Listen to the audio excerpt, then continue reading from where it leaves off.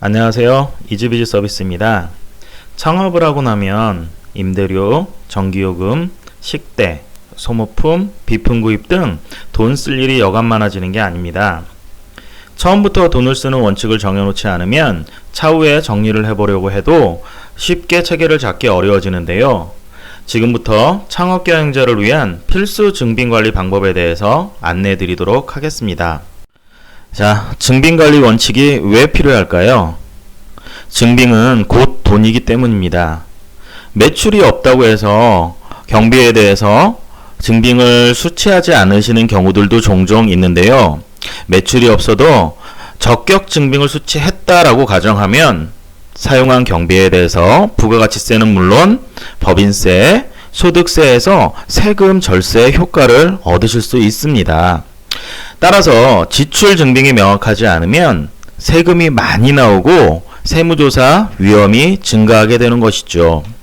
자, 이제 10년 이상 창업 경영자와 함께 해온 이지비즈의 노하우를 함께 경험해 보시기 바랍니다.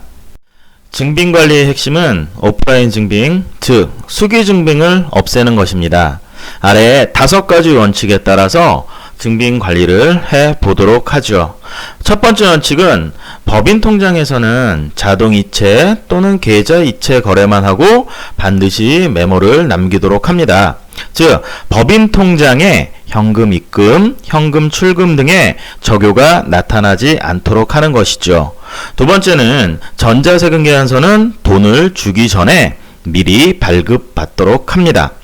세 번째 원칙은 결제는 정기이체일을 지정해서 한꺼번에 이체하는 것으로 하는 것이고요. 네 번째는 세금계산서 이외의 모든 법인 지출은 법인카드 또는 법인 체크카드로 지출되도록 하는 것이죠.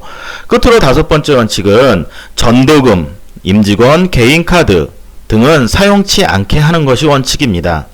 부득이 출장비, 택배비 등 현금이나 임직원 개인카드를 사용한 경우에는 익스펜스 리포트를 작성하게 해서 월별로 경비를 정산해 주도록 하는 것입니다. 세금계산서, 계산서, 법인카드, 그리고 지출증빙용 현금 영수증을 우리는 적격 증빙이라고 이야기합니다. 비용을 지출하고 적격 증빙을 수취하지 않았을 경우 몇 가지 세무적 불이익이 발생하는데요. 대표적인 케이스들 몇 가지만 살펴보도록 하겠습니다. 자, 우리가 임대료를 지급을 하고 세금 계산서를 받지 못하는 경우들이 종종 있습니다. 이 경우 최소한 법인 계좌에서 건물주 계좌로 계좌 이체를 시키는 정도는 해 주셔야 합니다. 이 경우 법인세법상 비용으로 인정은 가능하나 증빙불비 가산세 2%를 추가로 부담을 하셔야 하며 세금계산서를 발급받지 않았기 때문에 부가가치세법상 매입세액 공제를 받을 수 없게 됩니다.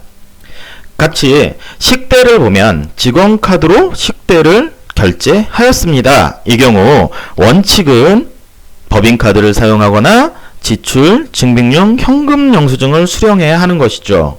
이 경우 법인세법상 비용 인정은 가능하지만 부가가치세법상 매입세 공제를 받을 수 없게 됩니다. 따라서 적격 증빙을 수취하지 않으면 나가지 않아도 되는 돈이 추가로 나가게 되는 것이죠. 이 점 꼭 참고하셔서 절세하시기 바랍니다. 감사합니다.